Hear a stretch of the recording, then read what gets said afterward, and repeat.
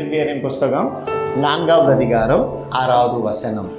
நீங்கள் ஒன்றுக்கும் கவலைப்படாமல் எல்லாவற்றையும் குறித்து உங்கள் விண்ணப்பங்களை ஸ்தோத்திரத்தோட கூடிய ஜெபத்தினாலும் வேண்டுதலினாலும் தேவனுக்கு தெரியப்படுத்துங்கள். ஜெபத்தினாலும் வேண்டுதலினாலும் தேவனுக்கு தெரியப்படுத்துங்கள். ஸோ இந்த நாளில் நம்ம பார்க்கக்கூடிய ஒரு தலைப்பு, அவருக்கு சொல்லிவிட்டீர்களா, அவரிடம் சொல்லிவிட்டீர்களா, இயேசுவினிடம் சொல்லிவிட்டீர்களா? இதான் இன்னைக்கு நம்ம பார்க்கக்கூடிய தலைப்பு. என்ன சொன்னீங்க இன்னைக்கு காலையில ஏசப்பா கிட்ட எந்திரிச்சு? சொன்னீங்களா, கேட்டீங்களா? வேதவசனம் எப்படியாக சொல்லுகிறது? பிலிப்பியரின் புஸ்தகம் 4வது அதிகாரம் 6வது. நீங்கள் ஒன்றுக்கும் கவலைப்படாமல் எல்லாவற்றையும் குறித்து உங்கள் விண்ணப்பங்களை ஸ்தோத்திரத்தோட கூடிய ஜெபத்தினாலும் வேண்டுதலினாலும் தேவனுக்கு தெரியப்படுத்துங்கள். தெரியப்படுத்தும் பொழுது அங்கே ஒரு அற்புதத்தை பெற்றுக்கொள்ள முடியும். கேட்கறதுக்கும் சொல்றதுக்கும் வித்தியாசம் இருக்கு. கேட்கறதுக்கும் சொல்றதுக்கும் வித்தியாசம். அல்லேலூயா.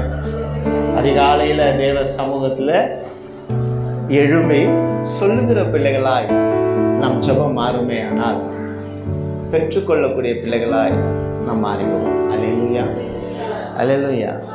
அதான் வார்த்தை அழகாக சொல்லும். நீங்கள் ஒன்றுக்கும் கவலைப்படாமல் எல்லாவற்றையும் குறித்து உங்கள் விண்ணப்பங்களை ஸ்தோத்திரத்தோடு கூடிய ஜெபத்தினாலும் வேண்டுதலினாலும் தேவனுக்கு தெரியும். எந்த மனக்கவலையோடு வந்திருந்தாலும் அந்த மனக்கவலைகள் உங்களை விட்டு விலகும்படியாக கர்த்தர் உதவி செய்ய வல்லவராக இருக்கிறார். அல்லேலூயா. உங்கள் கவலையை யார்கிட்டீங்கம்மா சொல்றீங்க? இங்க சர்ச்சில் சொல்லும்போது 100% எங்க அப்பா கிட்ட தான் சொல்றோம், ஏசப்பா கிட்ட தான் சொல்றோம். சர்ச்சை விட்டு வெளியில போனதுக்கு அப்புறம் என் பக்கத்து வீட்டு அக்கா கிட்ட சொல்றோம், என் எதிர்த்த வீட்டு அண்ணா கிட்ட சொல்றோம். இல்லை, இதுதான் நிச்சயம். சபையில் இருக்கும்போது 100க்கு 100 உண்மை பேசுவோம் ஏசப்பா கிட்டன்னு. வெளியில இருக்கும்போது அந்த 100க்கு 100 மாறி பேசுவோம். இல்லை, உங்கள் கவலைகளை ஒருவரிடத்திலே சொல்லும் பொழுது, அல்லேலூயா, அவைகளை அவர் நீக்கி போடுகிறவராக இருக்கிறார். அல்லேலூயா. அப்போ நல்லா புரிஞ்சுக்கிங்க தேவ பிள்ளைகளே, ஆண்டவர் விரும்புவது என்ன தெரியுமா? உங்க கவலைகளை அவரிடத்துல சொல்லணும்ட்டு தான். அதை விட மேலானது என்ன தெரியுமா? உங்கள் வாழ்க்கையில கவலைகள் வரும், அதை கடந்து போகணுன்ட்டு தான் ஆண்டவர் விரும்புகிறாரே தவிர அதை கடந்து போகாதபடிக்கு அதை சுமக்க சொல்லுகிறவரா இல்லை. ஒரு வாலிப தம்பி யாராவது வாங்க, ஒரு சேர் எடுத்துட்டு வாங்க, ஒரு எம்டி சேர் எடுத்துட்டு வாங்க, எடுத்துட்டு வாங்க, நில்லுங்க, எப்படி நில்லுங்க, சேரத்தை தலையில வைங்க, மேலே வைங்க, பிடிச்சி நில்லுங்க தம்பி, பிடிச்சி நில்லுங்க. இப்போ ஆண்டவர் என்ன எதிர்பார்க்கிறாரு? கவலைகளை சொல்லணும்னு எதிர்பார்க்கிறாரு. ஆனா நாம என்ன பண்றோம்? கவலைகளை சுமந்து கொண்டு இருக்கிறோம். இந்த தம்பியை நல்லா பாருங்க. இந்த தம்பிக்கு தெரியும் இதை எப்படி பயன்படுத்தணும் அப்படின்னு. எப்படி பயன்படுத்தணும்னு தெரியும். இதுதான் இவரோட கவலைன்னு வச்சுக்கோங்க. இந்த கவலையை என்ன பண்றாரு? தலைக்கு மேல வச்சுக்கிட்டு இருக்காரு. எவ்வளவு நாள் வச்சுக்க முடியும்? எவ்வளவு நேரம் இவரால் வச்சுக்க முடியும்? சொல்லுங்கம்மா. கொஞ்ச நேரம் வச்சுக்க முடியும். நாள் முழுக்க வச்சிருந்தா இவர் என்ன ஆயிடுவாரு? ஒளிஞ்சு போயிடுவாரு. பாருங்க, பதில் கிடைக்குது. அப்ப மனசுக்குள்ள நாள் முழுவதும் வருடம் முழுவதும் கவலையை ஏமா வச்சிட்டு இருக்கீங்க? கை வலிக்கிறா தம்பி? வலிக்க ஆரம்பிச்சிருக்கோம். இவன் ஒரு ஸ்போர்ட்ஸ்மேன், அதனால நம்மளை காட்டில இவன் எக்ஸ்ட்ரா ஒரு 1/2 மணி நேரம் தூக்கி வச்சிருப்பான், அதனால பிரச்சனை இல்லை.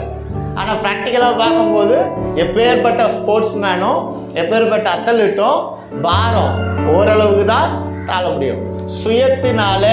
சுய மாமிசத்தினால உங்கள் கவலைகளை மனுஷங்கிட்ட சொல்றதுனாலையோ நீங்க சுமக்கிறதுனாலையோ உங்க கவலைகள் எல்லாம் மாறிடுமானா இன்னும் கூடிடும். ஒருத்தர்கிட்ட இன்னொரு கவலையை சொல்லுங்க, தம்பி வா, நீ வா, இன்னொரு சேர தூக்கி வை அவன் தலைமையில. வேணாம் பாவம் அப்படின்னு மனுஷனை பார்த்து சொல்றீங்களே, உங்க இருதயம்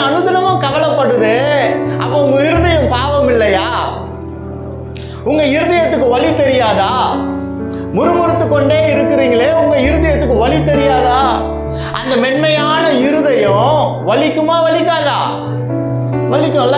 இவன் அந்த தம்பி சேரை தூக்கி இருக்கும் போதே இன்னொரு சேரை வைக்கும் போது ஐயோ பாவம்னு சொல்றீங்களே. அப்போ கர்த்தராகிய இயேசு கிறிஸ்து அவர் நம் கவலைகளை நமக்குள்ளே வச்சுட்டு இருக்கும் போது அவர் என்ன பண்ணுவாரு? என் பிள்ளை பாவம் தான் நினைப்பாரு. ஆனா வேதம் சொல்லுகிறது, தேவ பிள்ளைகளே, நீங்கள் ஒன்றுக்கும் கவலைப்படாமல் எல்லாவற்றையும் குறித்து உங்கள் விண்ணப்பங்களை ஸ்தோத்திரத்துக்கு கூடிய ஜெபத்தினாலும் வேண்டுதனாலும் அவருக்கு தெரியப்படுத்துங்கன்னு சொல்லுது வேதம். இந்த வேதத்தின்படி நம்ம வாழ்க்கை வாழும் பொழுது கவலை மாறிடுங்க. அல்லேலூயா. அப்ப ஆண்டவர் நீங்க கவலைய சுமக்கணும்னு விருப்பப்படல, கவலையை கடந்து வரத்தான் தேவ விருப்பமா இருக்கு. இப்ப இருதயத்துக்கு புரியுதுங்களா உங்களுக்கு? அப்போ உங்க இருதயம் கவலையை சுமக்கிறதுனால, மனிதர்களிடத்துல சொல்வதனால உங்க கவலை குறைய போறதில்லை. இப்போ இவனுக்கு ஒரு அதிகாரம் கொடுக்கப்பட்டிருக்கு. ஸ்தோத்திரத்தினாலும் துதியினாலும் உன் விண்ணப்பத்தை என்கிட்ட சொல்லு அப்படின்னு ஆண்டவர் சொல்லக்கூடிய ஒரு வார்த்தை இவனுக்குள்ளாக வறுமையான கவலைப்படுகிற இருதயத்துக்குள்ளாக வறுமையானால் வந்துடுச்சுப்பா. துதி இல்லாத வாழ்க்கை கவலை நிறைந்த வாழ்க்கை, ஜெபம் இல்லாத வாழ்க்கை பாவம் நிறைந்த வாழ்க்கை, ஜெபமில்லாத வாழ்க்கை துக்கத்துக்கு உண்டான மரணத்துக்கு உண்டான வாழ்க்கை. இப்போ இந்த வசனம் உங்க மனசுக்குள்ள வந்துருச்சு. வாசிங்க அந்த வசனத்தை. நீங்கள் ஒன்றுக்கும் கவலைப்படாமல் எல்லாவற்றையும் குறித்து உங்கள் விண்ணப்பங்களை ஸ்தோத்திரத்தோடு கூடிய ஜெபத்தினாலும் வேண்டுதனாலும் தேவனுக்கு தெரியப்படுத்துங்கள். அப்போ ஜெபம் பண்ண ஆரம்பிக்கிறீங்க. கவலைப்பட்ட இருதயம் என்ன பண்ணுன்னா, ஜெபிக்க ஜெபிக்க தம்பி அப்படியே சேர கொஞ்சம் அப்படியே கீழே வை, நல்லா கீழே வை, வச்சிட்டியா? ஜெபிக்க ஆரம்பிச்சாச்சு, துதிக்க ஆரம்பிச்சாச்சு. வா இந்த சேர் மேலே போக்கார். அந்த கவலையை மேற்கொள்வதற்கு, அந்த கவலையை கடந்து போவதற்கு தேவ வல்லமை வரும் பொழுது எந்த கவலை தழுமேல தூக்கி வச்சு உங்களை கீழே தள்ளிச்சோ அந்த கவலையை நீங்க கால் மேல போட்டு கம்பீரமா நடந்து போவீங்க. அல்லேலூயா. கர்த்தர் நல்லவருங்க. உங்கள் இருதயத்துக்கு இன்னைக்கு நீங்க சொல்லுங்க, என்னை ஆட்கொண்ட கவலையே, நான் துதிப்பதினாலும் ஜெபிப்பதினாலும் நீ என்னை விட்டு விலகி ஓடுவாய். அல்லேலூயா. போப்பா, தேங்க்யூ. துதிப்பதினாலும் ஜெபிப்பதினாலும் என்னை விட்டு விலகி ஓடுவாய். சொல்லுங்களேன், என்னை விட்டு விலகி ஓடுவாய். நான் சொல்லிட்டேன்னு சொல்லுங்க. எங்க அப்பா இயேசு கிட்ட சொல்லிட்டேன். ஏசப்பா கிட்ட சொல்லிட்டா எந்த கவலையோ எந்த பயமோ உங்களை ஆட்கொள்ளாதுங்க. பிரச்சனை என்னன்னா, சிரிச்சு கொண்டு கேட்டுக்கொண்டு இருக்கிற தேவஜனமே, சொல்லுகிற இடத்துல சரியா சொல்லல, அதனாலதான் கவலையில மூழ்கி கிடக்கும். அல்லேலூயா.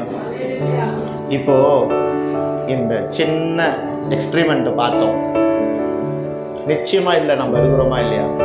நீங்க இருக்கிறீங்களா இல்லையா? அவ்வளவுதான். இது இருதயம் புரிஞ்சிருச்சு அப்படின்னா எத்தனை கவலைகள் வந்தாலும் அந்த கவலையை இயேசுவின் இடத்துல வைத்து விட்டு துதிக்க ஆரம்பிச்சிடும். நீங்க துதிச்சு பாருங்க, துதிக்கல அப்படின்னா அந்த இடத்துல கவலை வந்துடும். ஜெபிக்கலன்னா அந்த இடத்துல தரித்திரம் வந்துடும்.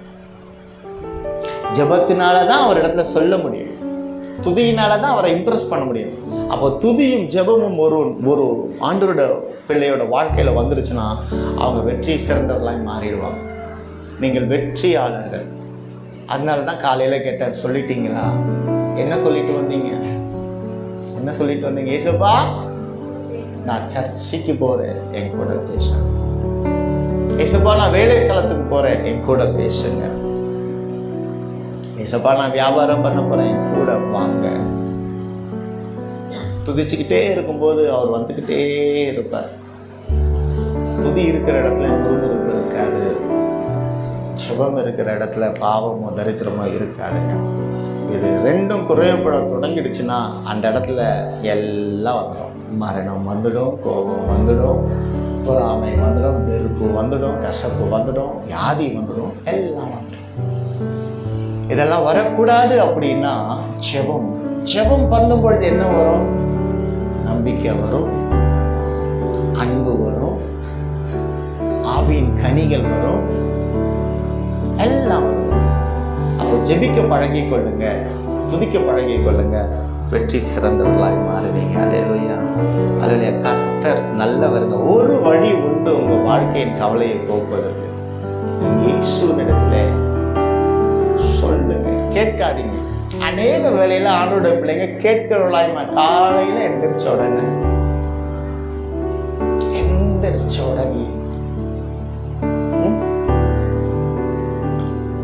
பால் பாக்கெட் வாங்கிட்டு வாங்க, தயிர் பாக்கெட் வாங்கிட்டு வாங்க,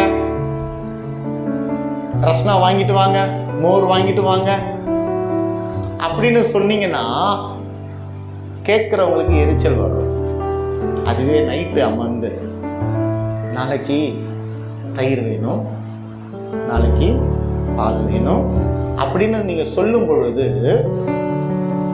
மறுநாள் காலையில் அங்கே அந்த பொருள் இருக்கும். சொல்கிறதுக்கும் கேட்கறதுக்கும் வித்தியாசம் இருக்கும். ஆனால் கேட்க வேண்டிய நேரத்தில் கேட்டு தான் ஆகணும், சொல்ல வேண்டிய நேரத்தில் சொல்லித்தான் ஆகணும். ஆனால் தேவஜனமே அனுதினமும் நம்ம என்ன பண்ணிட்டோம்? சொல்லுகிற பிள்ளைகளாக மாறிட்டோம். எந்திரிச்ச உடனே டெம்ப்ளேட்டா இது இல்லை, அது இல்லை, இது இல்லை, அது இல்லை, இது இல்லை, அது இல்லைன்னு சொல்லிக்கொண்டே இருக்கணும். இல்லை, அப்படி இல்லை, கேட்டுக்கொண்டே இருக்கும். சொல்லணும், நீ பாட்டணும், கேட்டு பெற்றுக்கொள்ளணும். இப்போ புரியுதுங்களா? இப்போ உங்கள் கவலையை போக்குவதற்கு என்ன வழின்னு தெரிஞ்சுக்கிட்டீங்களா? அல்லேலூயா. கர்த்தர் நல்லவர், அவர் கிருபை என்றும். கவலைப்படும் பொழுது இன்னைக்கு பண்ணதை ஞாபகம் வச்சுக்குங்க. தூக்கி தலை மேலே எதெல்லாம் ஒன்று வச்சுக்குங்க. கை வலிக்கும், இறக்கணும்னு மனசு சொல்லும், ஆட்டோமேட்டிக்காக இறக்குவீங்க. அதே போல அவங்க மனக்கவலைகளை இறக்குவதற்கு ஒரு வழி உண்டு. துதித்தலும் ஜெபித்தலும் தான். இதை செய்யும் பொழுது மனக்கவலை எல்லாம் மாறிடுங்க. அல்லேலூயா, அல்லேலூயா. அப்போ சொல்லுவதினால் உண்டாகும் பலன் என்ன? சொல்லுவதினால், சொல்றதுனால என்ன பலன் கிடைக்கும்? பெற்றுக்கொள்வோம். சொல்லுங்க, பெற்றுக்கொள்வோம். பெற்றுக்கொள்வேன் சொல்லுங்க. துக்க செய்தி சொல்லப்பட்டது, சந்தோஷம் உண்டானது. யோவானின் புஸ்தகம் 11வது அதிகாரம் 3வது வசனம். யோவானின் சகோதரிகள் ஆண்டவரே, நீர் சிநேகிக்கிறவன் வியாதியா இருக்கிறான் என்று சொல்ல அவரிடத்திற்கு ஆள் அனுப்பினார்கள்.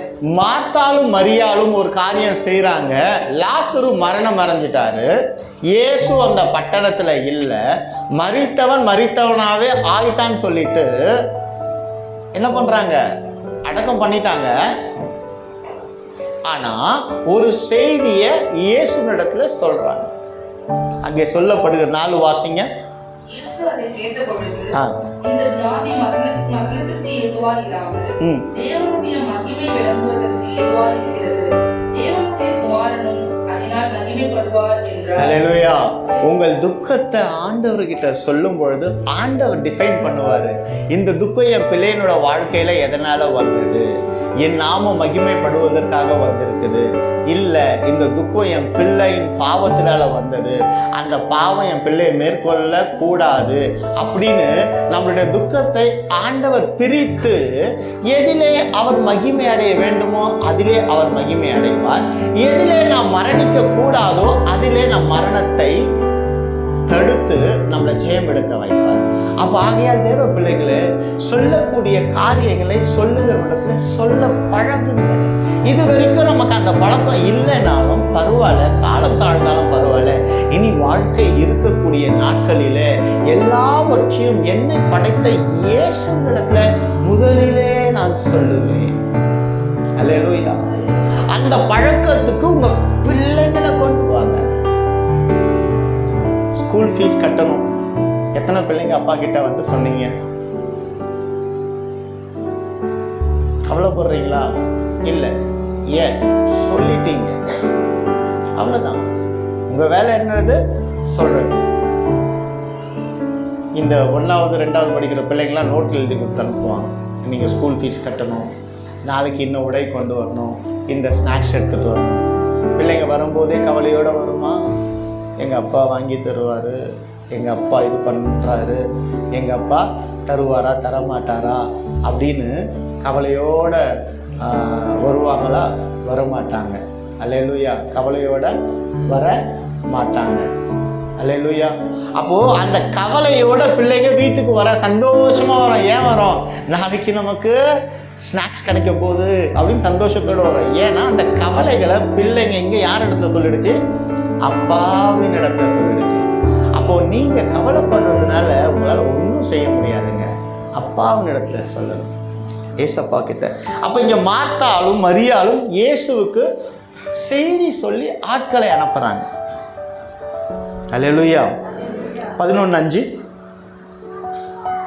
இயேசு மார்த்தாளிடத்திலும் அவளுடைய சகோதரியினிடத்திலும் லாசருவினிடத்திலும் அன்பாய் இருந்தார். அங்க பாருங்க, ஒரு ரிலேஷன்ஷிப்பை பார்க்குறோம். இயேசுவுக்கும் மார்த்தாளுக்கும் மரியாளுக்கும் லாசருவுக்கும் ஒரு உறவு உண்டாகிறதை இந்த இடத்துல பார்க்குறோம். அப்போ உங்களுக்கும் ஆண்டவருக்கும் உறவை கொடுக்கக்கூடிய ஒரு வழி என்னன்னா ஜெபம்தான், துதி தான். அப்ப அந்த உறவை நீங்க ஆண்டவர் இடத்துல புதுப்பித்து கொள்ளுங்க. இயேசுவின் இடத்துல நீங்க ஜெபத்தினாலே அவர் அண்டையில போகும் பொழுது உங்கள் துக்கத்தை சந்தோஷமா மாற்றக்கூடிய வல்லமை அவரிடத்துல உண்டு. அல்லேலூயா, அல்லேலூயா. அப்போ அவரோட ஐக்கியம் நமக்கு வேணுங்க. இதை எத்தனையோ வாட்டி நம்ம பார்த்துக்கலாம், இதை எத்தனையோ வாட்டி நம்ம பிரசங்கம் பண்ணியிருக்கலாம், நம்ம நிறைய வாட்டி இதை பிரசங்கம் பண்ணியிருக்கோம், கேட்டிருக்கோம். ஆனால் இன்னைக்கு ஆண்டவர் இந்த காரியத்தை வேறு டைமென்ஷனில் காமிக்கிறார். எனக்கும் லாசருக்கும் மார்த்தாளுக்கும் மரியாளுக்கும் அன்புங்கிறதுனால எங்களுக்கு உறவு நல்லா இருக்கு. உனக்கும் எனக்கும் என்ன உறவு? தகப்பன் பிள்ளையின் உறவு சொல்லுவோம். ஆனால் அப்பான்னு கூப்பிடுகிறன்னா அவர் நம்மளை மகனே என்று கூப்பிடக்கூடிய சத்தத்தை என்னைக்காவது கேட்டிருக்கிறீங்களா? இதுதான் கேள்வி. எங்க அப்பான்னு உரிமையா சொல்றேன்னா அவன் என் புள்ளன்னு சொல்லிட்டு அப்பா சொல்றதை கேட்டிருக்கீங்களா? ஆனா கேட்க முடியும். அவரோடு உறவாடும் பொழுது என் மகளே ஏன் கலங்கி நிற்கிற, கலங்காத திகையாதே, நான் தேவன் வார்த்தையினாலே நம்மோடு பேசுகிறவராயிருக்கிறேன். அல்லேலூயா. அப்போ உறவை புதுப்பித்துக் கொள்ளுங்கள். அல்லேலூயா. யோவானின் புஸ்தகம் 11வது அதிகாரம் 17, 18, 20 வரைக்கும் வாசிங்க. இயேசு வந்தபோது அவன் கல்லறையில் வைக்கப்பட்டு 4 நாளாக சென்று கண்டார். பெத்தானியா ஊர் எருசலேமுக்கு சமீபமாய் ஏறக்குறைய 2 மைல் தூரத்தில் இருந்தது. யூதரில் அநேகர் மார்த்தாள் மரியாள் என்பவர்களுடைய சகோதரனை குறித்து அவர்களுக்கு ஆறுதல் சொல்லும்படி அவர்களிடத்தில் வந்திருந்தார்கள். இயேசு வருகிறார் என்று மார்த்தாள் கேள்விப்பட்ட போது அவருக்கு எதிர்கொண்டு போனாள். மரியாளோ வீட்டிலே உட்கார்ந்திருந்தாள். அல்லேலூயா. அங்கே அநேக ஜனங்களாலே ஆறுதல் சொல்லப்படுகிறது. அந்த ஆறுதல் அவங்கள தேத்துச்சா? இல்லை. கவலையோடு வந்திருக்கிறீங்க, உங்களை நான் ஆறுதல் படுத்துக்கிறேன்னா அந்த ஆறுதல் ஒரு 10 நிமிஷம் 15 நிமிஷம் இருக்கும், அதுக்கப்புறம் இருக்காது. ஆனால் ஒருவர் வரும்பொழுது உங்கள் ஆறுதல்கள், உங்கள் துக்கங்கள் எல்லாம் மறைஞ்சிடும், இருக்கவே இருக்காது. அங்க பாருங்க, 20 வாசிங்க சிஸ்டர். இயேசு வருகிறார் என்று மார்த்தாள் கேள்விப்பட்ட போது அவருக்கு எதிர்கொண்டு போனாள்.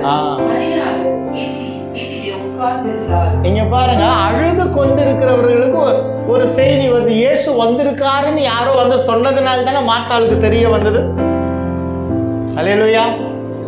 இப்போ நான் சொல்றேன், உங்கள் துக்கம் சந்தோஷமாய் மாறும். உங்க துக்கம் மாறும், சந்தோஷமாய் நீங்க வாழ்வீங்க, நீங்க நல்லா இருப்பீங்கன்னு சொல்லப்படுகிறதுனாலே இந்த வார்த்தையை கேட்கிற நீங்கள் அதை விசுவாசித்து தேவன் அண்டையிலே என் தேவன் இதை செய்வார் என்று விசுவாசிக்கும் பொழுது மெய்யாகவே உங்கள் துக்கம் சந்தோஷமாய் மாறும். நீங்க நினைக்க கூடாது, நானே துக்கத்துல இருக்கிறேன், இந்த மனுஷன் என் துக்கம் சந்தோஷமா மாறுன்னு சொல்றாரு. சந்தோஷமா மாறுறதுக்கு உண்டான அறிகுறியே இல்லையேன்னு நீங்க நினைப்பீங்கன்னா நிச்சயமா உங்க துக்கம் சந்தோஷமா மாறாது. அங்கே மார்த்தாளுக்கு சொல்லப்படுகிறது, இயேசு வந்திருக்கிறார் என்று சொல்லப்பட்டபடினாலே அவள் ஓடி போய் இயேசுவை காண்கிறார். அல்லேலூயா. அப்ப தேவ ஜனமே, இயேசுவினிடத்துல விடுதலை உண்டு. இயேசுவுக்கு மரணம் இல்லை. அவர் உயிர்த்தெழுந்த தேவன் மரணத்துக்கு நேராய் போய்கொண்டிருக்கிற உங்களை விடுவிக்க வல்லமை உடையவராய் இருக்கிற வார்த்தை உங்களுக்கு சொல்லப்படும் பொழுது நீங்கள் ஓடி போய் இயேசுவினிடத்திலே விழுவீர்களே என்றால், இயேசுவினிடத்திலே போவீர்களே என்றால் மெய்யாகவே உங்கள் மரண வாழ்க்கை உங்களை விட்டு விலகி உங்கள் வாழ்க்கையில சுகவாழ்வு துளிர்க்கும். அல்லேலூயா. அதுதாங்க விஷயம். சுகவாழ்வு துளிர்க்கும். அல்லேலூயா. 21 வாசிங்க. மார்த்தாள் இயேசுவினிடத்தில் வந்து, ஆண்டவரே, நீர் இங்கே இருந்தீரானால் என் சகோதரன் மரிக்க மாட்டான். 22. இப்பொழுதும் நீர் தேவனிடத்தில் கேட்டுக்கொள்வது எதுவோ அதை தேவன் உமக்கு தந்தருளுவார் என்று அறிந்திருக்கிறேன் என்றார். 23. இயேசு அவளை நோக்கி, உன் சகோதரன் உயிர்த்தெழுந்திருப்பான் என்றார். அதற்கு மார்த்தாள், உயிர்த்தெழுதல் நடக்கும் கடைசி நாளிலே அவனும் உயிர்த்தெழுந்திருப்பான் என்று அறிந்திருக்கிறேன் என்றார். இயேசு அவளை நோக்கி, நானே உயிர்த்தெழுதலும் ஜீவனுமாய் இருக்கிறேன். என்னை விசுவாசிக்கிறவன் மரித்தாலும் பிழைப்பான். அல்லேலூயா. இங்க பாருங்க, சொல்லிட்டாங்க மார்த்தாள். அதுக்கப்புறம் ஒரு கான்வர்சேஷன் போகுது மார்த்தாளுக்கும் ஆண்டவருக்கும். ஏன் சொன்ன மார்த்தாள் விசுவாசத்திலே சொல்லவில்லை, செய்திய சொல்றாங்க. அல்லேலூயா. செய்திய சொல்றாங்க. நல்லா புரிஞ்சுக்கிங்க. உங்க ஜெபத்துல விசுவாசத்தோட ஜெபிக்கிறீங்களா, விசுவாசம் இல்லாம சொல்றீங்களா? இதுதான் கேள்வி. உங்களை வச்சுக்கோங்க. இன்னைக்கு மார்த்தாளாய் ஒரு நிமிடம் பாருங்க உங்களை. இயேசு வந்துட்டாருன்னு சொல்லும் பொழுது இயேசுனிடத்துல வந்துட்டாங்கம்மா மார்த்தாள். மார்த்தாள் இயேசுக்கு செய்தி சொல்றாங்க. இயேசு வந்துட்டாருன்ற செய்தி மார்த்தாளுக்கு சொல்லப்படுகிறது. மார்த்தாள் ஓடி போய் இயேசுவை பார்த்துட்டாங்க. இயேசுனிடத்துல மார்த்தாள் சொல்றாங்க, நீங்க இருந்தீங்கன்னா உங்க சகோதரன் மறிச்சிருக்க மாட்டாங்க. இயேசு சொல்றாரு, பதில் சொல்றாரு. அவங்க சொன்னதுக்கு பதில் வருது. ஆனால் பதிலை கேட்கக்கூடிய விசுவாசமோ பதிலை கேட்கக்கூடிய நிலையோ மார்த்தாள் இடத்துல இல்லை. தேவஜனமே, ஒவ்வொரு வாரமும் திருச்சபைக்கு வரும் பொழுது நீங்கள் வருகிறீர்கள் இயேசுவை தேடி. நீங்கள் உங்கள் பிரச்சனைகளை இயேசுனிடத்திலே சொல்லுகிறீர்கள், இல்லை என்று சொல்லவில்லை. பதில் வருகிறது. ஆனால் பதிலை கேட்கவோ மனதில்லை. பதிலின்படி நடப்பதற்கோ இடமில்லாதபடி இருக்கிறீங்க. அப்ப அந்த இடத்துல எங்க உயிர் மீட்சி வரும்? ஆண்டவரே, என் குடும்பம் சந்தோஷமா இருக்கணும் அப்படின்னு நீங்க கேக்குறீங்க. ஆண்டவர் சொல்றார், குடும்ப ஜெபம் பண்ண நீ சந்தோஷமா இருப்ப. இதான் பதில்.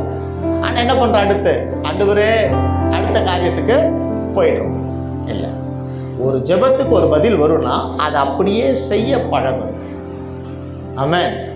நான் உண்மையா சொல்றேன், விசுவாசிக்கிற இயேசுவின் நாமத்தை கொண்டு உங்கள் கவலைகளை இன்னைக்கு நீங்க போட்டு போறீங்க, சுமக்க போறதில்லை. அல்லேலூயா, அல்லேலூயா, அல்லேலூயா. 27 வாசிங்க. அதற்கு அவள், ஆம் ஆண்டவரே, நீர் உலகத்தில் வருகிறவரான தேவகுமாரனாகிய கிறிஸ்து என்று நான் விசுவாசிக்கிறேன் என்றாள். இவ்வளோ கான்வர்சேஷன் பண்ணதுக்கு அப்புறம் தான் ஃபெய்த் வந்து உள்ளுக்குள்ள வந்து 28 வாசிங்கம்மா. இவைகளை சொன்ன பின்பு அவள் போய் தன் சகோதரியாகிய மரியாளை ரகசியமாய் அழைத்து, போதகர் வந்திருக்கிறார், உன்னை அழைக்கிறார் என்றாள். அவள் அதை கேட்ட உடனே சீக்கிரமாய் எழுந்து அவரிடத்தில் வந்தார். இயேசு இன்னும் கிராமத்துக்குள் வராமல் மார்த்தாள் தம்மை சந்தித்த இடத்திலே இருந்தார். அப்பொழுது வீட்டிலே அவளுடனே கூட இருந்து அவளுக்கு ஆறுதல் சொல்லிக் கொண்டிருந்த யூதர்கள் மரியாள் சீக்கிரமாய் எழுந்து போகிறதை கண்டு அவள் கல்லறைக்கு அழுகிறதுக்கு போகிறாள் என்று சொல்லி அவளுக்கு பின்னே போனார்கள். இங்க அப்படியே நிப்பாட்டுங்க. அல்லேலூயா. கர்த்தர் நல்லவர், கிருபை என்றும் உள்ளது. மார்த்தாளுக்கு ஆண்டவர் வந்திருக்காருன்னு சொல்லிட்டாங்க, எந்திரிச்சு போனா. கூட யாராவது போனாங்கன்ட்டு வேதத்துல இருக்குதா? இல்ல. மார்த்தாள் மரியாளுக்கு வந்து சொல்றாங்க, இயேசு வந்துட்டாருமா அப்படின்னு. மரியாள் எந்திரிச்சு ஓடுறாங்க. கூட எத்தனை பேர் போறாங்க? போறாங்க, ஒரு கூட்டம் போகுது. ஏன்? இதுதான் வித்தியாசம்.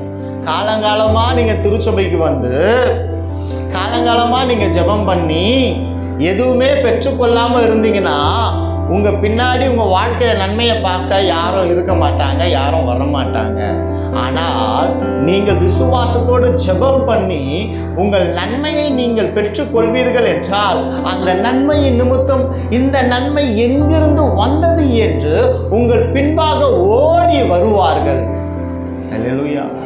அப்ப நீங்க உங்க பின்னாடி ஒரு கூட்டத்தை ஓடி வர வைக்கக்கூடிய ஜெப வீரனாய் ஜெப வீராங்கனை மாறணுங்க. அங்க மரியாள் ஓடி வரும் பொழுது கூடவே ஜனங்கள் வர்றாங்க. மார்த்தாள் என்ன பண்ணாங்க? 21 வந்து ஆண்டவர் இடத்துல சொல்றாங்க. அல்லேலூயா. இருந்த இடத்தில் மரியாள் வந்து அவரை கண்ட உடனே அவர் பாதத்தில் விழுந்து, ஆண்டவரே, நீர் இங்கே இருந்தீரானால் என் சகோதரன் மரிக்க மாட்டான் என்றார். இங்க பாருங்க, 21 மார்த்தாள் அதே தான் சொல்றாங்க. என்ன சொல்றாங்க? இங்கே இருந்தீர்கள் என்றால் என் சகோதரன் மரித்திருக்க மாட்டான். இது உங்க ஜெபம். மரியாள் சொல்றாங்க, இங்க இருந்திருந்தீர்கள் என்றால் என் சகோதரன் மரித்திருக்க மாட்டான். 2 பேரும் ஒன்னா தானே சொன்னாங்க. ஆனா அங்க என்ன வித்தியாசங்க? பாதத்தில் விழுந்து துதியுடனே தன்னை அர்ப்பணித்து, அதான் வித்தியாசம். புரியுதா? அப்படியே ஆண்டவரிடத்துல தன்னை அர்ப்பணித்தவளை காலில் விழுந்துட்டாங்க. அல்லேலூயா, அல்லேலூயா. அங்கே அந்த வார்த்தை வாசிங்க. இயேசு இருந்த இடத்தில் மரியாள் வந்து அவரை கண்ட உடனே அவர் பாதத்தில் விழுந்து, ஆண்டவரே, பாதத்துல துதியுடனே ஸ்தோத்திரத்துடனே உங்கள் விண்ணப்பத்தை ஜெபத்துல வைக்கும் பொழுது, அப்போ அந்த பாதத்துல விழுறதுக்கு என்ன அர்த்தம்? சாஷ்டாங்கமா. சாஷ்டாங்கமா. யாராவது வீட்டுல சாஷ்டாங்கமா விழுந்து ஜெபம் பண்ணிருக்கிறீங்களா? சாஷ்டாங்கமா நெத்தி தரையை தொட்டு கை நேரா நீட்டி காலு பின்னாடி போய் சாஷ்டாங்கமாய் சாஷ்டாங்கமாய் இன்னைக்காவது விழுந்து ஜெபம் பண்ணிருக்கிறீங்களா? 1 நாள் 2 நாள் இருக்கும். அனுதினம் சாஷ்டாங்கமா. ஆண்டவரே, காலைல எந்திரிச்ச உடனே ஆண்டவரே அப்படின்னு தர தாழ்த்தி கையை நீட்டும் பொழுது நான் ஒண்ணுமே இல்லப்பான்னு அதுக்கு சமம். என் பலன் ஒன்றும் இல்லை, என் பணம் ஒன்றும் இல்லை, என் அறிவு ஒன்றும் இல்லை, எல்லாமே நீங்க தான் சொல்லி விழும் பொழுது ஒரு கரத்தை பிடிச்சி தூக்க மாட்டாரு, 2 கரங்களை வைத்து நம்மை தூக்கி எடுக்கிறவராயிருக்கிறார். அல்லேலூயா. அதுதான் ஆண்டவர். ஒத்த கை பிடிச்சி தூக்குனாருன்னா கை வலிக்கும். யாருக்கு? அவருக்கு இல்லை, நமக்கு. ஆனால் விழுந்த உடனே கையை பிடிக்கிறப்ப கையும் பிடிப்பார், உடம்பையும் பிடிச்சி வாப்பா நிமிர்ந்து நில்லுப்பா நான் உன் கூட இருக்கிறேன்னு சொல்லி நம்மை பலப்படுத்துகிற கிறிஸ்து அவர். அல்லேலூயா. அப்போ சாஷ்டாங்கமாய் அவரிடத்துல விழும்போது இதுதான் வித்தியாசம். மரியாளும் சொல்றாங்க, மார்த்தாளும் சொல்றாங்க. மார்த்தாள் சொல்றதுல ஒரு அர்ப்பணிப்பு இல்லை, மரியாள் சொல்றது ஒரு அர்ப்பணிப்பு இருக்கு. அப்போ நீங்க ஜெபம் பண்ணும் பொழுது அர்ப்பணிப்போடு ஜெபம் பண்றீங்களா, அர்ப்பணிப்பு இல்லாம ஜெபம் பண்றீங்களா?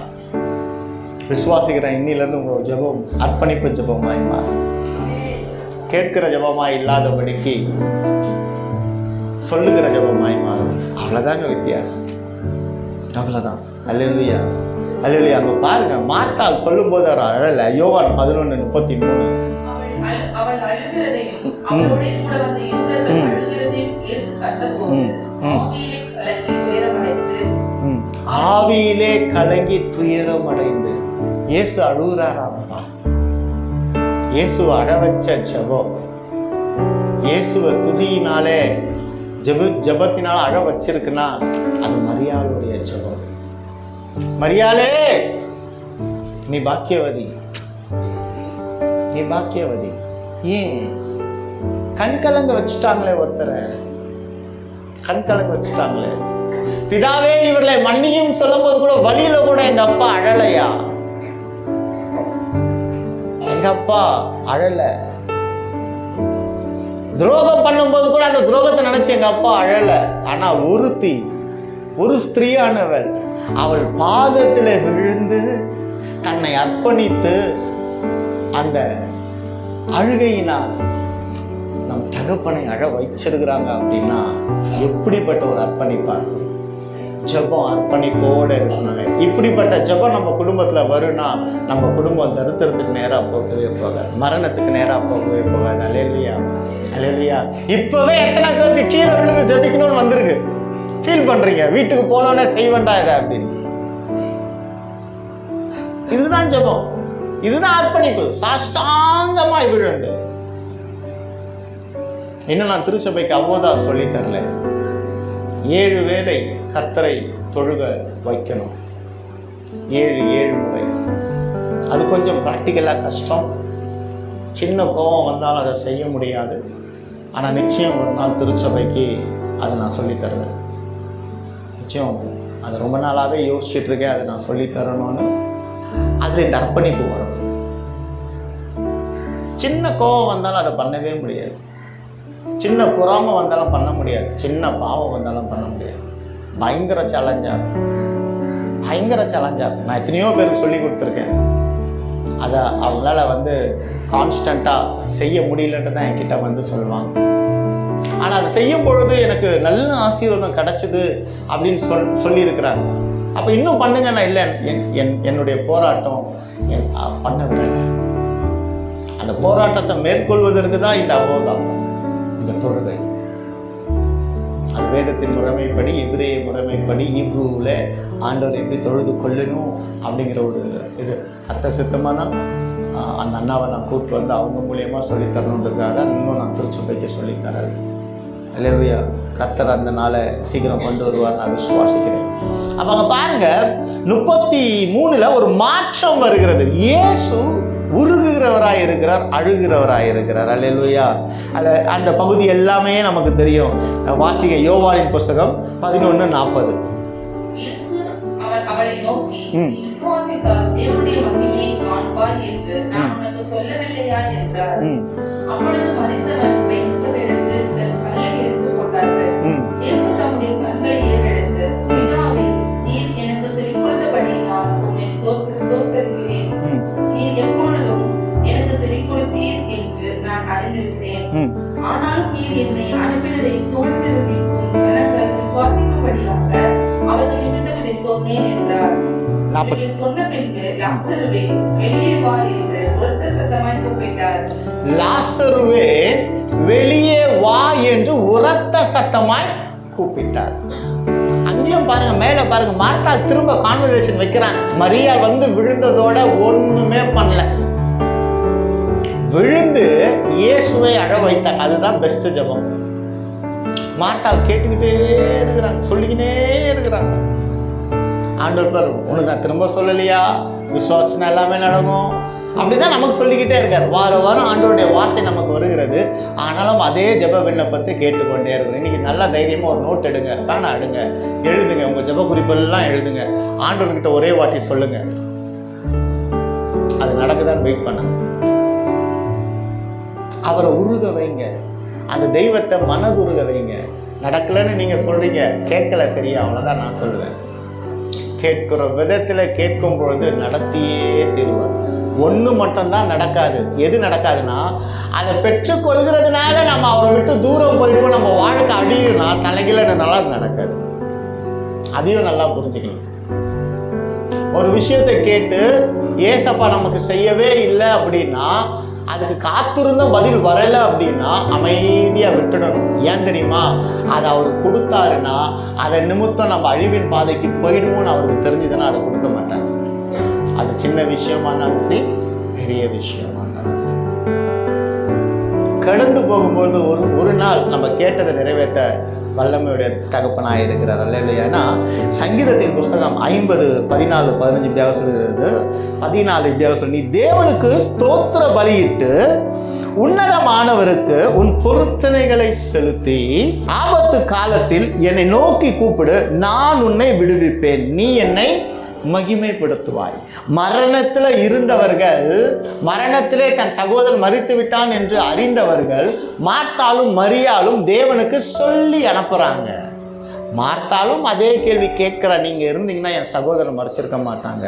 மரியாளும் கேட்குறாங்க. ஆனால் மரியாள் கேட்ட விதம் வேறு, மார்த்தாள் கேட்ட விதம் வேறு.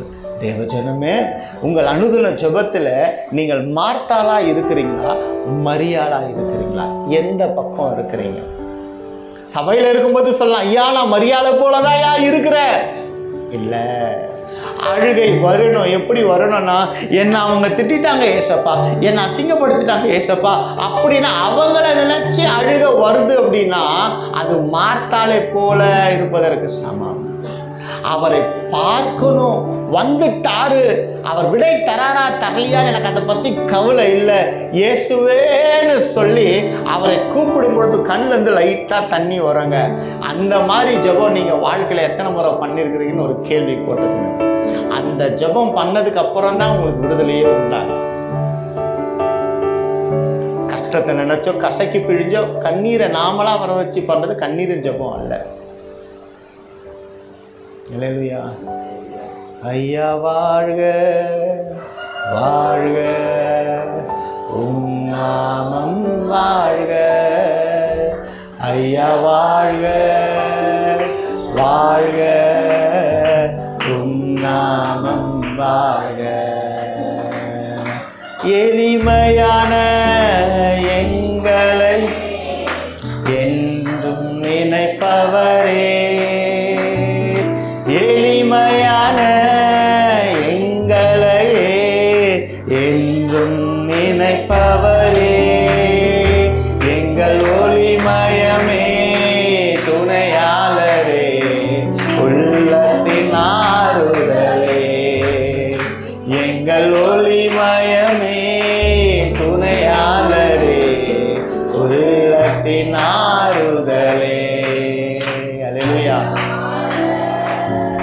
வாழ்க உன் நாமம் வாழ்க, ஐயா வாழ்க வாழ்க உன் நாமம் வாழ்க. இப்படி பாடும் பொழுது, அவர் செய்த நன்மைகளை நினைக்கும் பொழுது சைடில் வரும் பாருங்க கண்ணீர்.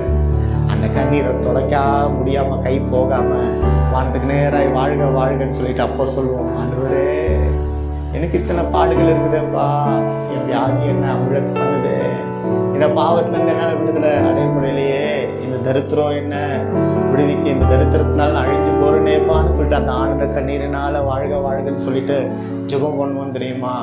அதுதாங்க அர்ப்பணிப்பு ஜெபம். அந்த ஜெபம் என்னைக்கு நம்ம வாழ்க்கையில் மெய்யாகவே அனுதினமுமாக மாறுதோ அதுக்கப்புறமேட்டு நம்ம வாழ்க்கை சூப்பராக மாறிடுங்க. அல்லேலூயா. எப்படி வாழ்க்கை மாறணும், இப்படி ஜெப வாழ்க்கை மாறணும்னு ஜெபம் பண்ணுங்க.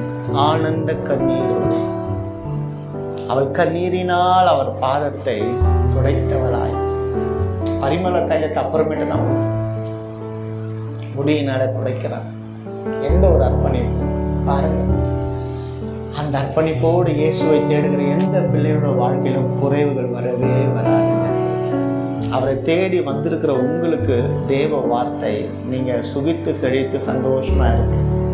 எந்த கவலை உங்கள் மனசுக்குள்ளே இருந்தாலும் அந்த கவலையெல்லாம் இன்னைக்கு தூக்கி போட்டு போங்க. சந்தோஷமாக ஆடல் பாடலோட போங்க. அல்லேலூயா. ரெண்டாவதாக ஒரு காரியம் பார்க்கிறோம். சொல்வதினால் தரித்திரம் மாறும். சொல்றதுனால தரித்திரம் சொல்றது, மரணத்தை சொன்னாங்க, மகிழ்ச்சி வந்துருச்சு. சொல்லப்படுவதினால் வரக்கூடிய முக்கியத்துவம். அல்லேலூயா. அல்லேலூயா. 2 ராஜாக்கள் 4வது அதிகாரம் 1வது வசனம். தீர்க்கதரிசிகளுடைய புத்திரரில் ஒருவனுக்கு மனைவியாய் இருந்த ஒரு ஸ்திரீ எலிசாவை பார்த்து, உமது அடியானாகிய என் புருஷன் இறந்து போனான், உமது அடியான் கர்த்தருக்கு பயந்து நடந்தான் என்பதை அறிவி, கடற்பொழுத்தவன் இப்பொழுது என் 2 குமாரனையும் தனக்கு அடிமைகளாக்கிக் கொள்ள வந்தான் என்றான். அல்லேலூயா. அங்க சொல்றான் தன் நிலையை, தரித்திர நிலையை அங்க சொல்றாங்க. நான் இவ்வளவு கடன் பட்டிருக்காருப்பா, உங்களை போலதான் என் வீட்டுக்காரோ, ஆனா இவ்வளவு கடன் பட்டிருக்காரு, இப்போ நாங்க என்ன பண்றதுன்னு சொல்றாங்க. சொல்லும் பொழுது அங்க என்ன செய்ய, 2 வாசிங்க. எலிசா அவளை நோக்கி, நான் உனக்கு என்ன செய்ய வேண்டும், வீட்டில் உன்னிடத்தில் என்ன இருக்கிறது சொல் என்றான். அதற்கு அவள், ஒரு குடம் எண்ணெய் அல்லாமல் உமது அடியாருடைய வீட்டில் வேறொன்றும் இல்லை என்றாள். அப்பொழுது அவள், நீ போய் உன்னுடைய அயல் வீட்டுக்காரர் எல்லாரிடத்திலும் அநேக வெறும் பாத்திரங்களை கேட்டு வாங்கி உள்ளே போய் உன் பிள்ளைகளுடன் உள்ளே நின்று கதவை பூட்டி அந்த பாத்திரங்கள் எல்லாவற்றிலும் பார்த்து நிறைந்ததை ஒரு பக்கத்தில் வை என்றான். அவள் அவனிடத்திலிருந்து போய் தன் பிள்ளைகளுடன் கதவை பூட்டிக் கொண்டு இவர்கள் பாத்திரங்களை அவளிடத்தில் கொடுக்க அவள் அவைகளை பார்த்தாள். அந்த பாத்திரங்கள் நிறைந்தது. அவள் தன் மகன் ஒருவனை நோக்கி, இன்னும் ஒரு பாத்திரம் கொண்டு வா என்றாள். அதற்கு அவன், வேறு பாத்திரம் இல்லை என்றான். அப்பொழுது எண்ணெய் நின்று போயிற்று. போதுங்க. அப்ப இங்க பாருங்க, என்ன செய்ய வேண்டும் என்று எலிசா அங்க சொல்லுகிறவராய் இருக்கிறார். உங்கள் தரித்திரம் மாற, உங்கள் சூழ்நிலைகள் மாற, உங்களிடத்துல என்ன இருக்கு? அந்த அம்மா கிட்ட என்ன இருக்குது? உங்ககிட்ட இன்னைக்கு என்ன இருக்கு? பதில் சொல்லுங்க. எத்தனை கொடுன்னா கேட்க மாட்டோம். தைரியமா நம்ம திருச்சபையை பத்தி உங்களுக்கு நல்லா தெரியும். என்ன இருக்கு? எதுவுமே இல்லை. ஒரு பதில். அப்புறம் கடன் தான் இருக்குது. அடுத்து அதனால தான் எதுவுமே இல்லைன்னு இருக்கம்மா. அவரை துதிப்பதற்கு உங்க இடத்துல நேரம் இருக்கிறது. எதுவுமே இல்லைன்னு மனசு இருக்கு. எதுவுமே இல்லாம ஆண்டவர் வெறுமையா படைக்கல. உங்ககிட்ட ஒண்ணு இருக்குது. அந்த அம்மா கிட்ட என்ன இருந்தது? பாத்திரம் இல்ல. பக்கத்து வீட்டுல போய் பாத்திரத்தை வாங்கிட்டு வந்து இந்த எண்ணெயை ஊத்து அப்படின்னு சொல்றாரு. செய்யறாங்க. இன்னைக்கு எதுவுமே இப்போ நான் கேட்கிறேன், உங்ககிட்ட என்ன இருக்கு? எதுவுமே இல்லைன்ட்டு தான் பதில் வருது. அப்ப நான் சொல்லுவேன், எதுவுமே இல்லைன்னு பதில் சொல்லாதீங்கம்மா. ஆண்டவர் கொடுத்த ஜீவன் இருக்கிறது உங்களிடத்துல. ஆண்டவர் கொடுத்த நாட்கள் இருக்கிறது உங்ககிட்ட. ஆண்டவர் கொடுத்த மணித்துளிகள் நேரங்கள் இருக்கிறது. இப்பொழுது உங்கள் வீட்டுக்குள்ளே போய் அனுதினமும் உங்கள் கதவை பூட்டி உங்கள் குடும்பத்தாரோடு நீங்கள் ஜெபம் பண்ணுங்கள், துதித்தலோடு ஜெபம் பண்ணுங்கள் என்று சொல்லப்படுகிற இந்த வேளையிலே நீங்கள் உங்கள் கதவை சாத்தி ஜெபிப்பீர்களே ஆனால் உங்கள் தரித்திரம் மாறிடும். எந்த வாய் கடன் இருக்கு சொன்னுச்சோ அந்த வாய் கடன் இல்லை என்று சொல்லும். எந்த நாவு, எந்த உதடு என்னிடத்துல எதுவுமே இல்லை என்று சொல்லிச்சோ அந்த உதடு சொல்லும், என்னிடத்துல எல்லாம் உண்டு, நான் ஜெபித்தேன், என் இயேசு கொடுத்தார் என்று. இயேசு கொடுக்கிற தெய்வங்க, எடுக்கிற தெய்வம் இல்லை. அப்ப நீங்க கொடுக்கிற பிள்ளைகளா மாறணும். நல்லா புரிஞ்சுக்கோங்க. கொடுக்கறதுங்கிறது பணம் கிடையாது. கொடுக்கறதுங்கிறது இருதயம். எதிர்பார்ப்பு இல்லாத இருதயம். உங்க இருதயம் எதிர்பார்ப்பு இல்லாமல் தேவனுக்காக ஒப்பு கொடுக்கணும். உமோடு செலவிடும் ஒவ்வொரு நிமிடம். அப்படியே வாழ்க்கை மாறும்னா, என் குடும்பத்துல தரித்திரம் இல்லைங்க, திருச்சபையில தரித்திரம் இல்லைங்க, உங்கள் வியாபார ஸ்தலத்துல தரித்திரங்கள் இல்லைங்க, உங்கள் பண பைகள் பொத்தலாய் போயிட்டு இருந்ததா? இல்லைங்க. இப்ப எதுவுமே இல்லைன்னு சொல்ற நீங்க இந்த ஜெபத்தை பண்ணினதுக்கு அப்புறம் சொல்லுவீங்க, இல்லை இல்லைன்னு சொன்னேன், இருக்குன்னு ஆண்டவர் மாத்திட்டார். அங்க 7 வாசிங்க.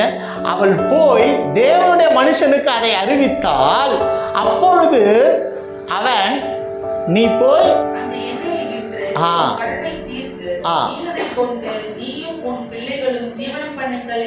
அப்போ ஒரு நாள் வந்து சொல்லுவீங்க. இந்த ஜெபத்தை குடும்பத்தோட நீங்க அனுதினமும் பண்ணும் பொழுது ஒரு நாள் திருச்சபையில வந்து சொல்லுவீங்க, அநேக பார்க்கும்படியா என் தரித்திரத்தை கர்த்தர் மாற்றினார், என் கடனை கர்த்தர் மாற்றினார். எப்படி மாற்றினார் என்று சொல்வீங்கன்னா, கதவை பூட்டி நாங்கள் குடும்பமாய் ஜெபம் பண்ணினோம், எங்க வாழ்க்கை மாறிடுச்சு.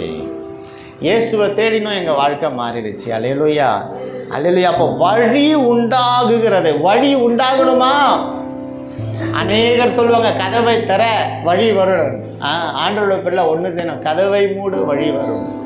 நீ மூட வேண்டிய கதவுகளை நீ மூடுவாயானால் உனக்கு திறக்கப்படக்கூடிய கதவுகள் திறக்கப்படும். பாவத்தின் கதவை மூடு, அக்கிரமத்தின் கதவை மூடு, எரிச்சலின் கதவை மூடு, வீண் பெருமையின் கதவை மூடு, உன்னை நீயே உயர்த்தி கொள்ளக்கூடிய கதவை மூடு. கதவை மூடி உன்னை உயர்த்துகிற இடத்துல சாஷ்டாங்கமாய் மரியாதை போல தாழ விழ ஒப்புக்கொடு. அவர் உன்னை தூக்கி எடுத்து உன்னை வாழ வைத்து அழகு பார்க்கிற தெய்வமாயிருப்பார். அல்லேலூயா. வாஞ்சையோட எல்லா காரியத்தையும் தேவனுக்கு செய்யணுங்க. நான் விசுவாசிக்கிறேன். இந்த வாரம் சனிக்கிழமை, ஞாயிற்றுக்கிழமை எப்படா வரும் நீங்க காத்திருந்து ஆடை முதல் கொண்டு பெஸ்டா இருக்கிறதுல பெஸ்டா எடுத்து போட்டுக்கொண்டு, எப்படா 7 மணி, எப்படா 6:30 மணி ஆகும், நான் 6:45 திருச்சபைக்கு வர போறேன்னு வாஞ்சியா வருவீங்களோ, அந்த நாள் உங்களுடைய மெய்யான ரட்சணிய நாள். நல்லா புரிஞ்சுக்கங்க. சர்ச்சைக்கு சீக்கிரம் வாங்க அப்படின்னு சொல்கிறதுனால வர்றதுனால நீங்கள் ஆசீர்வதிக்கப்படுவீங்கன்னா நான் அப்படி சொல்ல வரல, அதை தப்பாக எடுத்துக்காதீங்க. நான் சொல்லக்கூடிய ஒரு காரியம் வாஞ்சை. அவன் என்னிடத்தில் வாஞ்சையாக இருக்கிறபடியினால் அவனை உயர்ந்த அடைக்கலத்தில் வாய்ப்பேன். கேளுங்க, பெற்றுக்கொள்ளு. வாஞ்சையோடு அவர் தேடுங்க, அவருக்கு நேரத்தை கொடுக்க கொடுக்க கொடுக்க கொடுக்க நீங்க உயர்த்துக்கு போய்கொண்டே இருப்பீங்க. அல்லேலூயா. அங்க பாருங்க, சொல்லப்பட்டது தரித்திரம் மாறினது. நல்லா புரிஞ்சுக்கிங்க, யாருக்கிட்ட சொல்லணுமோ அவங்க கிட்ட தான் சொல்லணும். எல்லார்கிட்டையும் சொல்லணும்னா உங்களுக்கு என்ன ஆகும்? அசிங்கம் வந்துடும். ஆமாவா? எல்லார்கிட்டையும் போயிட்டு உங்க வாழ்க்கையை குறித்து, உங்க குடும்பத்தை குறித்து, உங்க பிள்ளைங்களை குறித்து குறை சொல்லாதீங்க. உங்க பிள்ளைங்க இயேசு கொடுத்த பிள்ளை. அப்போ அந்த பிள்ளை வீணாய் போகாது. புத்தி இல்லாதவளே புத்தி இல்லாதவளே என்று நீங்க சொல்லும் பொழுது உங்க பிள்ளை வீணா போயிடும். எழுதி வச்சுக்கோங்க. இயேசு ஒரு பிள்ளையை படைக்கும் பொழுதே அந்த பிள்ளைக்கு உண்டான ஞான நன்மைகளை கொடுத்து, அந்த பிள்ளைக்கு உண்டான தேவைகளை கொடுத்து தான் படைக்கிறார். அப்போ உங்களுக்குள்ள ஒரு விசுவாசம் இருக்கு. என்னன்னா, இது எந்த ஈவு கர்ப்பத்தின் கனி, என் தேவன் கொடுத்த கனி. இந்த கனி ஒரு காலம் உலகத்துல போய் வீணடையாது. இந்த கனியை கர்த்தர் பாதுகாத்துக் கொள்வார். இயேசு கொடுத்த பிள்ளைங்க,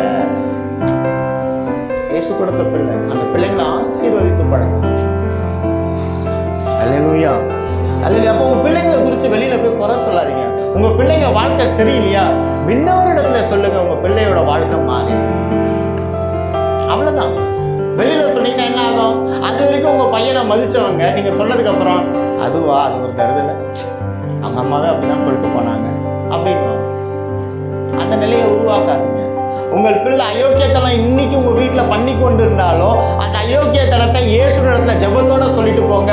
உங்க பிள்ளையினுடைய அயோக்கியத்தனம் அடியோட மாறிடும்.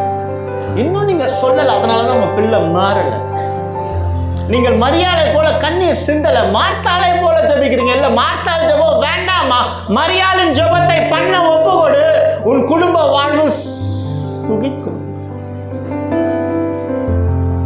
அல்லேலூயா. மார்த்தாள் ஜெபம் பண்ணாத, புலம்பிக்கிட்டே ஜெபம் பண்ணாத, அர்ப்பணிப்போடு மரியாதை போல ஜெபம் பண்ணுங்க, வாழ்வு செழிக்கும். அல்லேலூயா. நான் விசுவாசிக்கிறேன். எனக்கு ஒரு ஆசை வருது. என்ன ஆசை வருதுன்னா, நான் இந்த நாளில், இந்த வாரத்தில் இந்த சத்தியத்தை ஆண்டவர் என்னோட பேசினாரு, அதை நான் ஃபாலோ பண்ண இன்னைக்கு நான் நல்லா இருக்கிறேன்னு ஒரு சாட்சி வந்ததுன்னா, மார்த்தாளை போல அத்தனை பேரும் மரியாளாய் மாறிடுவாங்க. மரியாளா மாற இன்னைக்கு உங்களை ஒப்பு கொடுங்க. மார்த்தாளா இருக்கிறவங்க மரியாளாய், மார்த்தாளா இருந்து மரியாளாய் மாறினவர்களை பார்க்கும் பொழுது நீங்களும் மரியாளா மாறுவீங்க. அல்லேலூயா. அவரிடத்துல, மனிதனிடத்துல போய் சொல்லாதீங்க. மனுஷனால ஒண்ணுமே பண்ண முடியாது. கொஞ்ச நேரம் வாங்குவான், அதுவே அவனுக்கு பாரம் வந்துடும். பெத்த குழந்தை தான் நாள் முழுக்க தூக்க முடியுதா? இல்லையே. பக்கத்துல மனைவி கிட்ட கொடுக்குறோம். ஏன்? குழந்தையா இருந்தாலும் பாரமா இல்லை. ஆனால் தகப்பன் ஒருவர் இருக்கிறார், எல்லா பாரத்தையும் தூக்கி சுமக்கிறவர். அவரிடத்துல ஒரு பாரத்தை ஒப்பு கொடுத்துட்டார். அல்லேலூயா. வழி உள்ளார். அல்லேலூயா. சொல்லப்படும் பொழுது சத்ரு அழிவாங்க. உங்க சத்ரு அழிப்பதற்கு நீங்க, கடந்த நாட்களில் கூட எனக்கு ஒரு சின்ன ஒரு மனக்கவலை, எரிச்சல் உண்டாயிடுச்சு. ஆனால் ஆண்டவர் எனக்கு சொன்ன ஒரு காரியம், அவன்கிட்ட நீ போகாத, என்கிட்ட வா. சிம்பிளாக முடிச்சிட்டார். அவன்கிட்ட, மனுஷன்கிட்ட போகாத, மனுஷன்கிட்ட உன் நியாயத்தை சொல்ல போகாத. நீ நியாயமாக இருக்கிறன்னு அவனுக்கு தெரியும், அவன் நியாயம் இல்லைன்றது அவனுக்கு தெரியும். ஆனால் இருந்தாலும் உன்கிட்ட எதுக்கு வரான்? உன்னை எரிச்சல் அடைய செய்ய வரான். எரிச்சல் அடையாத, நான் இருக்கிறேன். அது இருந்தால் தான் நீ வாழ்வியா? இல்லை இல்லை, விட்டுடு. சிம்பிளாக முடிச்சிட்டார். சிம்பிளாக முடிச்சிட்டார். அப்போது சொல்ல வேண்டிய ஒரு இடத்துல சொல்லும் பொழுது நம் சத்துருக்கள், மெய்யாகவே அழிக்க நினைக்கக்கூடிய சத்துருக்கள் அழிந்து போவார்கள். அவனை எதிர்த்து போய் உங்கள் பலத்தை இழந்துடாதீங்க. நீங்கள் பலவீனமாக மாறிடுவீங்க. உங்கள் பலவீனத்தை கூட்டிக் கொள்வதற்கு ஒருத்தர்கிட்ட போங்க, இயேசுவின் இடத்துல போங்க. உங்கள் சத்ரு, இன்னைக்கு உங்களுக்கு சத்ரு எதுவாக இருக்கும்? மனுஷங்களாக இருக்கலாம், கேவலமாக பேசுகிற மனுஷனாக இருக்கலாம், நம்மளை பாவத்துக்கு தள்ளுற காரியங்களாக இருக்கலாம், எரிச்சலாக இருக்கலாம், கோபங்களாக இருக்கலாம். இப்படிப்பட்ட சத்ருக்களை அவரிடத்துல சொல்லும் பொழுது அவைகளை நம்ம விட்டு விலகி விட பண்ணுகிறவராக இருக்கிறான். எடுத்து வாசிக்க வேண்டாம், நோட் பண்ணிக்கிங்க. எஸ்தரின் புஸ்தகம் 4வது அதிகாரம் 5வது வசனம் 5லேருந்து 17 வரைக்கும். முருகதாய் தேசத்தின் ஜனங்களுக்கு இந்த தீமை வரப்போகுதுன்னு சொல்றது முருகதாய் நிமித்தம் எஸ்தருக்கு சொல்லப்படுகிறது. முருகதாய் நிமித்தம் எஸ்தருக்கு சொல்லப்படுகிறது. அங்கே நிறைய கான்வர்சேஷன் போகும். ஆனால் என்ன செய்தால் என்ன நடக்கும்னு சொல்லிட்டு வழி உண்டாகுது. சத்ரு அழிஞ்சு போகிறான். அழிக்கணும்னு நினைக்கிற சத்ருவை நீங்கள் அழிக்க போகாதீங்க. உங்களை பாதுகாக்கக்கூடிய ஒரு இடத்துல போய் சேர்ந்துரு. நம்ம யாரையும் அழிக்கிறதுக்காக வரல, யாரையும் சாபம் கொடுக்கறதுக்காக வரல. நான் சொன்னால் நீ அழிஞ்சு போயிடுவேன், நான் ஜெபம் பண்ணால் நீ அழிஞ்சு போயிடுவேன். இல்லைங்க.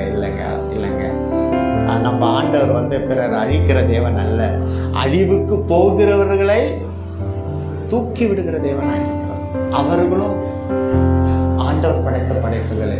அவர்களுக்காக ஜெபம் பண்ணும் பொழுது, நம்மை நிந்திக்கிறவர்களுக்காக நாம் ஜெபம் பண்ணும் பொழுது, அவர்களும் வாழ வழி வாசலை உண்டு பண்ணுகிற பிள்ளைகளை நாம் இருக்கோம். ஆண்டவர்கிட்ட சொல்லுவோம். நமக்கு எத்தனை பேர் விரோதம் பண்ணாலும், எத்தனை பேர் குடியை தோண்டு பெட்டிக்குள்ள வைக்கணும்னு நினைச்சாலும் நினைக்கட்டோங்க.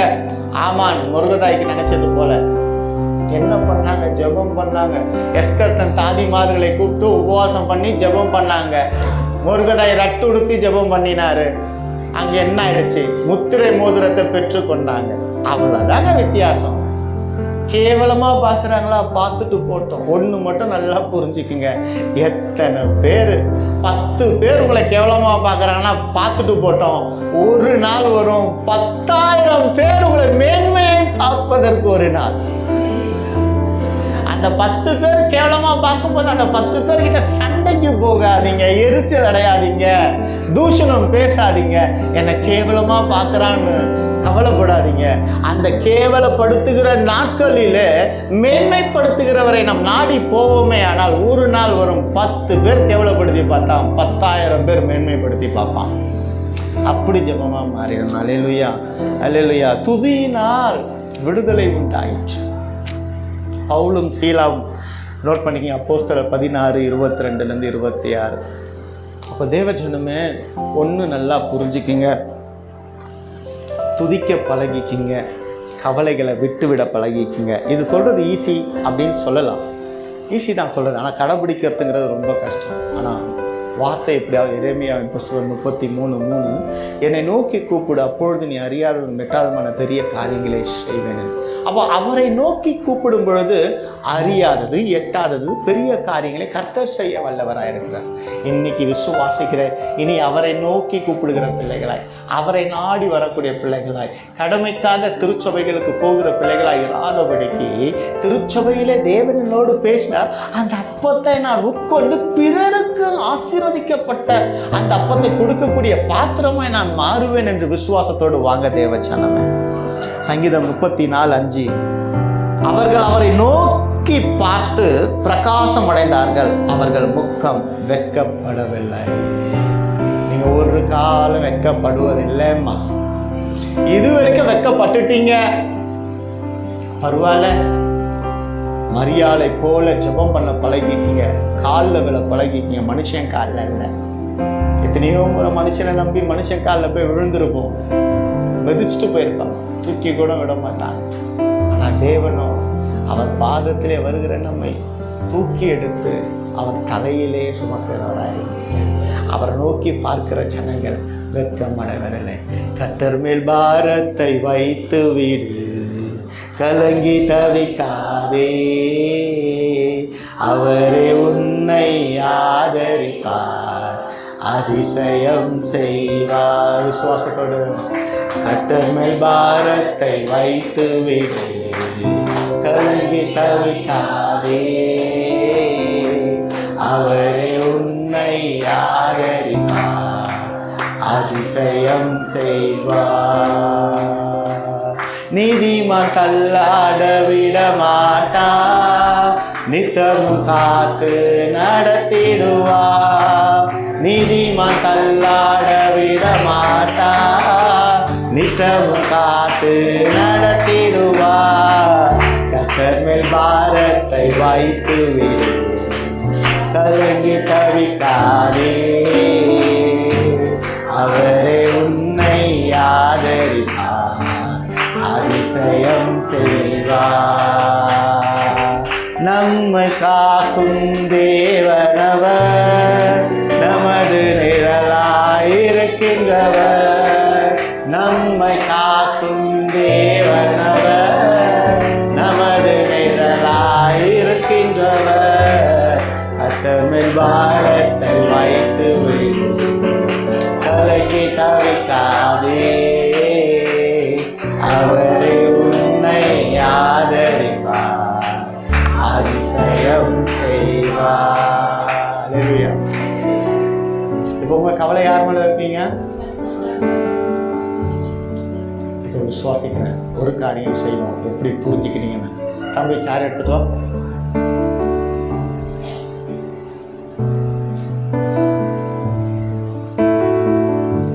கவலையை எடுத்துட்டு வந்துட்டான். போன வாரம் கவலையை கேட்டான், இப்போ கவலையை எடுத்துட்டு வந்துட்டான். இப்போ என்ன செய்யணுன்றது பார்ப்போம். கவலையை எடுத்துட்டு வந்துட்டான், இப்போ என்ன செய்யணும் அடுத்து? அந்த அம்மா தான் 100க்கு 100. கவலையை யார் மேல கொடுத்துட்ட? அப்ப என்ன பண்ண அந்த கவலையை போட்டு? அவ்வளவுதாங்க, முடிஞ்சிருச்சு. இந்த கவலை அழிஞ்சிருச்சு, முடிஞ்சிருச்சு, அழிஞ்சிருச்சு. இது தெரியாது உட்காரணுங்கிறது 100 பேரா சொல்லி இருக்கணும். ஏன் சொல்லல?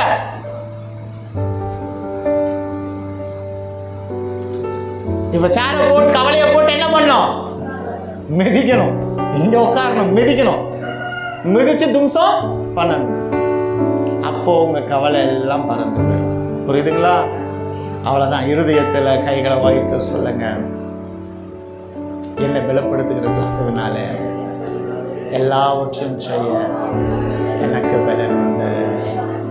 என் கவலைகளை நான் அவரிடத்துல ஒப்பு கொடுத்துட்டேன், என் பாரத்தை அவர்கிட்ட ஒப்பு கொடுத்துட்டேன். இனி என்ன வாழ வைப்பாரு? மரணத்துக்கு நேரா போன என்ன உயிர்த்தெழ செஞ்சுட்டாரு. என் தரித்திரத்தை மாத்திட்டாரு, என் பஞ்சத்தை மாத்திட்டாரு. இனி நான் சுகமா வாழ்வேன். என்னை சுகமாய ஏசப்பா வாழ வைப்பாரு. நான் அவரை நம்பிட்டேன். அன்பின் தகப்பனே, இந்த அறிக்கையை நீங்க கேட்டிருக்கிறீங்கப்பா. நாங்கள் உங்களை நம்பி இருக்கிறோம், உங்களையே நம்பி இருக்கிறோம். எங்கள் நம்பிக்கை வீண் போகாதபடிக்கு கிருபை தாங்க. கர்த்தரை நம்பினவர்கள் ஒரு காலம் வைக்கப்பட்டு போகவில்லையே. கர்த்தரை நம்பின ஒரு பேரு பெற்றோர்களாக இருக்கிறோமே அப்பா. உண்மை நம்பி இந்த வசனத்தை நாங்கள் உட்கொண்டபடியினால எங்கள் கவலைகளை எல்லாம் நாங்கள் உம்மிடத்துல வைத்து விட்டோம் ஆண்டவரே. இனி நாங்கள் பிரகாசிப்பிக்கப்பட்டவர்களாய் உண்மை நோக்கி பார்க்கப்படுகிற பிள்ளைகளாய் எங்கள் ஜீவன் மாறினதுக்காக நன்றி. வந்த ஒவ்வொரு பிள்ளைகளை ஆசீர்வதிங்க. வர இயலாத பிள்ளைகளையும் காத்து இனி வாரம் வாரம் வரக்கூடிய பிள்ளைகளை மாற்றி தாங்கப்பா. என்ன கவலைகளோடு வந்திருந்தாலும் அந்த கவலைகள் எல்லாம் மாறட்டும். பிள்ளைகள் சொன்ன ஜீவனுள்ள சாட்சி, எலும்புகள் வளர்ந்துருச்சு, இனி நிற்கக்கூட முடியாது என்று மருத்துவர்கள் சொன்ன வேளையில இயேசுவே என்று உண்மை கூப்பிட்டு இப்பொழுது 1 மணி நேரம் அல்ல 2 மணி நேரம் என்னால் நிற்க முடியுதுங்கிற கூடிய சாட்சிகள், ஜீவனுள்ள சாட்சிகளுக்காய் நன்றி. யெகோவா ராஃபா சுகத்தை கொடுத்ததுக்காய் நன்றி. ஜெபிக்கும் பொழுது அந்த ஜெபத்துக்குரியவர்களுக்கு நன்மை செய்தீரே, அதற்காய் நன்றி ஆண்டவரே. இனி இத்திருச்சபை ஜெபிக்கிற குடும்பமாய் மாற நீ திரும்ப பாராட்டினதற்காய் நன்றி. காத்துக்கொள்ளுங்க, வழி நடத்துங்க. எத்துணை கவலைகள் இருந்தாலும் எல்லா கவலைகள் மாறட்டும். பண பற்றாக்குறை கவலைகள் மாறட்டும், வியாதியின் கவலைகள் மாறட்டும், வெறுமை கவலைகள் மாறட்டும், மனுஷங்க எங்களை கவனிக்கலையே என்ற கவலைகள் மாறட்டும் ஆண்டவரே. சுகத்தோடு பலத்தோடு போக நீங்க உதவி செய்யுங்க. இயேசு கிறிஸ்து மூலமாய் வேண்டுகிற நல்ல பிதாவே.